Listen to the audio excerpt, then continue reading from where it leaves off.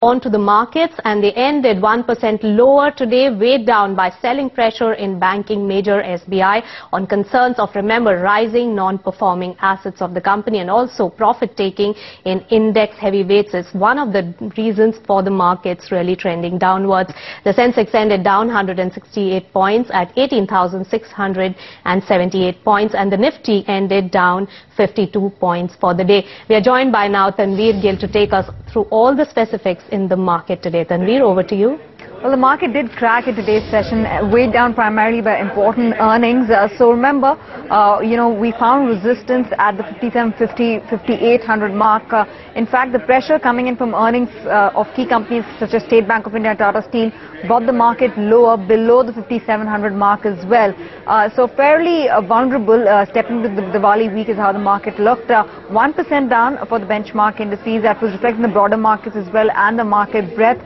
In terms of the key sectors and stocks which are under pressure, State Bank of India clearly on the asset quality concerns. The numbers are largely in line with estimates, but it's really the asset quality concerns which are weighing on the stock. Significant cut coming in there on the price. Tata Steel and the commodity companies have also not come out with a great set of numbers. Tata Steel and the dent that they witnessed and their profitability as well as their margins, operating profit margins, came way below what the street was expecting at 6.5% versus an estimated number of 8%.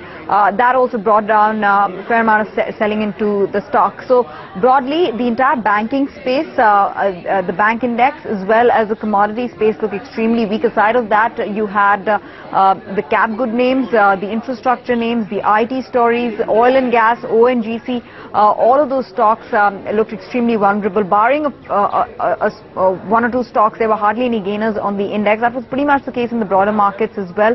The big deal and the much awaited deal in USL and Diageo got confirmed after markets shut. The expectation is it's going to be a big bump up for USL from here in terms of valuations and price performance going forward. All the analysts we've spoken to say that there is much upside because it's a win-win deal really for both companies, and long coming, but now that it has happened, it really means that both companies can synergize their strengths and take their position to a stronger level from here. That of course keeps the entire UB Group stocks in focus. So United Breweries, Kingfisher Airlines, just purely from a sentiment perspective, will also be drawing market's interest over the next few days. But for the market as a whole, as we step into the Diwali week, it seems like we are looking a bit vulnerable.